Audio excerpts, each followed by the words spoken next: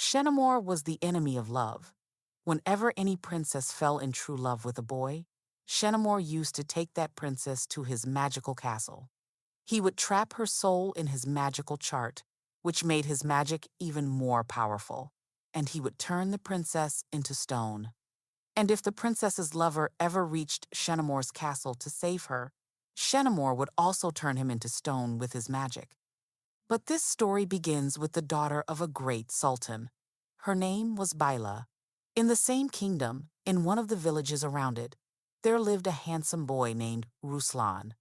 Ruslaan, along with his friend Lister, used to set up a small stage in the village and perform acting. Lister wrote the scripts for him, and Ruslaan performed them on the stage, built in the village streets.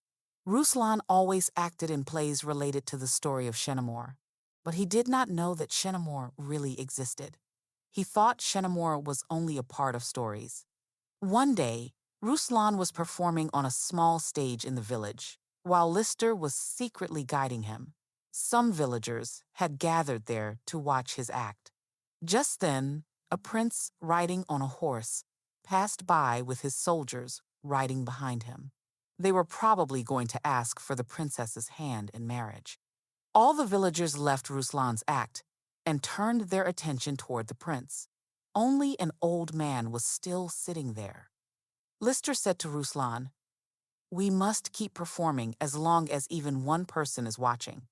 But then they realized the old man could not see. So Lister said, "No problem. If he cannot see, at least he can hear." Then they found out that the old man could not hear either. Lister laughed in embarrassment, and Ruslaan quickly changed out of his acting costume into his usual dress pants, shirt, and waistcoat. At that moment, the same prince rode past again with his soldiers. Then Lister said to Ruslaan in a funny tone, "Looks like the princess didn't like the prince." Both of them laughed. Meanwhile, in the palace, the sultan was angry with Princess Baila. "Baila, you did not do good by rejecting the prince. Why do you not want to marry?" Baila replied, "Father, I do not want to marry. I want to travel the world. I want adventure. Marriage means prison, and I want to breathe in the open air." The sultan gently said, "But Baila, marriage is not a bad thing. Believe me, the man you marry will protect you, just like I protect you." Baila said, "I can protect myself." The sultan grew angry. "You have become very stubborn, but you must marry." He left her room in anger. As soon as the sultan went away, Baila tied a rope to her window, climbed down, and escaped from the palace. That night, while walking in the streets of her kingdom, two robbers followed her. They tried to snatch the necklace from her neck. Baila pushed them away and ran, but the two thugs chased her. While running, Baila bumped into Ruslaan and fell on him. Ruslaan quickly got up, held her hand, and helped her up. "Are you okay, miss?" he asked. Neither Ruslaan nor the robber knew that she was a princess. The robber reached them. Ruslaan said to Baila, "Looks like you need help."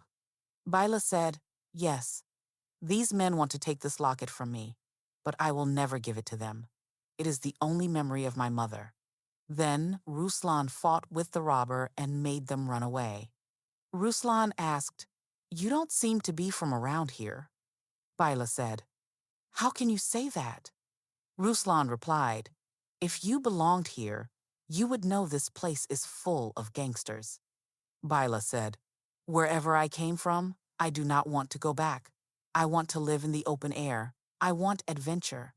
Ruslaan said, "If you want adventure, then you must trust me." Then Ruslaan held her hand, took her into a hot air balloon, and they flew into the sky.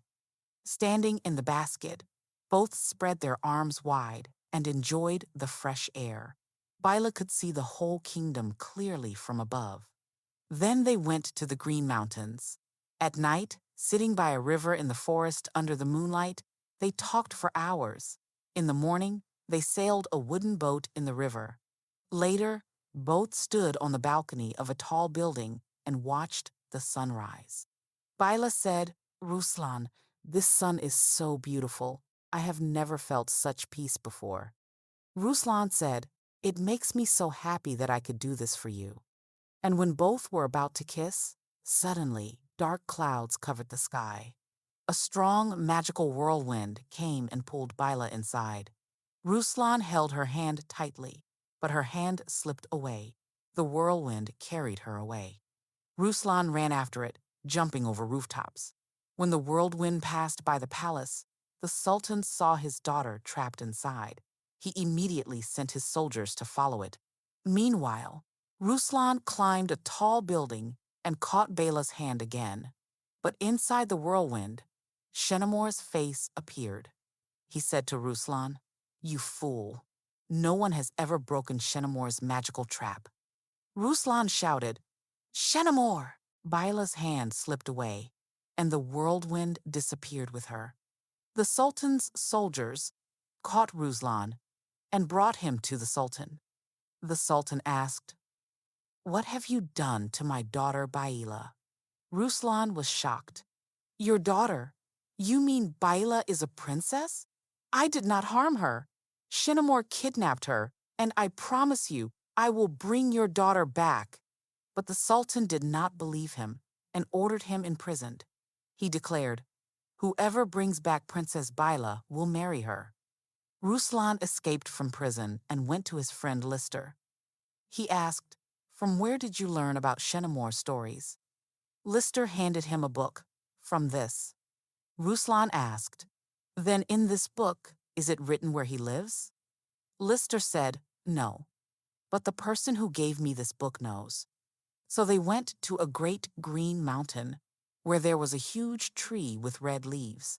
In the trunk of that tree, there was a round door. Ruslan and Lister opened it and went inside. Inside was a beautiful chamber with huge bookshelves filled with books.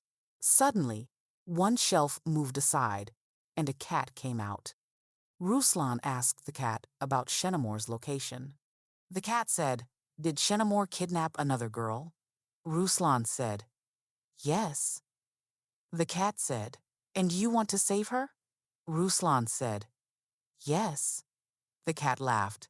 "What a joke! Shenemor has armies of monsters, and you are just an actor. How can you defeat him?" Ruslan said, "Is he undefeatable?" The cat said, "I did not say that." Then the cat clapped his paws, and a door opened. He said, "Come with me." The cat explained, "Every 100 years, during the red glow of the setting sun, Shenemor kidnaps a princess who has fallen in love. He uses her power of love to keep his dying magic alive." Ruslan asked, "So does that mean Baila had fallen in love with me?" The cat said, "Love is blind, but everything shows that you are her true love. You only have 2 days to save her." Ruslan said, "Where should I search for her?" The cat said, "To find her, you must enter the magical world." Ruslan said, "For Baila, I will go to the end of the world." The cat said, "You are brave. Then take this." He gave him a magical seed. Then he rang a huge bell, and a giant eye-shaped door opened. The cat said, "On the other side of this door, the path is simple. Just keep walking straight, and when the path ends, use this seed." Ruslan and Lister thanked the cat and entered the eye-shaped door.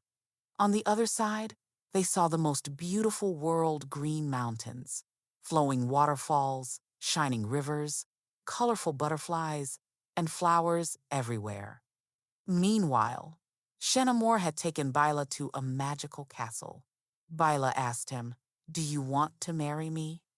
Shenemor laughed. "Do people kidnap girls to marry them?" "No. I will steal your power of love and turn you into stone." Baila said, "Then turn me into stone if you can. Take this." She picked up pastries and small things lying nearby and started throwing them at Shenemor. When nothing was left to throw, Shenemor took off his hat and threw it toward Baila. But instead of hitting her, the hat landed on her head. The moment the hat touched her, Baila disappeared. When she removed the hat from her head, she came back into her real form. She smiled and said, "Wow! By wearing this hat, a person becomes invisible." She quickly put the hat on again and vanished. Now, Shenemor could not see her. Baila picked up a stick and hit Shenemor on his back, then ran out of the room. Shenemor became angry. He ordered the pastries, cakes, and candies. "Go, find that girl and bring her to me." At once, all the pastries, cakes, and candies came alive and started chasing Baila. Meanwhile, Ruslaan and Lister reached a place where the road ended in front of a deep valley. Ruslaan remembered the magical seed given by the cat, but when he took it out of his pocket, it slipped from his hand and fell to the ground. Suddenly, a cute little mole appeared, grabbed the seed, and tried to run away. Ruslaan stopped him and said, "I know you are hungry, but this seed is not for eating. It will show us the way forward." Then the mole, through signs, showed that he knew the way. He picked up a small stone and threw it into the valley. At once, a bridge appeared across the valley. Ruslaan thanked him and gave the seed to the mole. Then Ruslaan and Lister crossed the valley safely. Meanwhile, when the pastries and cakes almost caught Baila, they snatched the hat from her and gave it back to Shenemor. Shenemor tied Baila to a pillar and said, "Today I will take your power of love, become even stronger, and turn you into stone." At that very moment, Ruslaan arrived. He shouted, "Shenemor, this is your mistake." With the speed of lightning, Ruslaan snatched Shenemor's magical chart and broke it.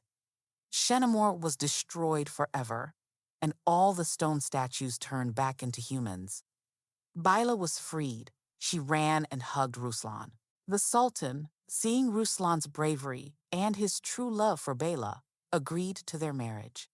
And then, Baila and Ruslaan went on many adventures together and traveled the whole world. If you enjoyed this story, please like this video and subscribe my channel.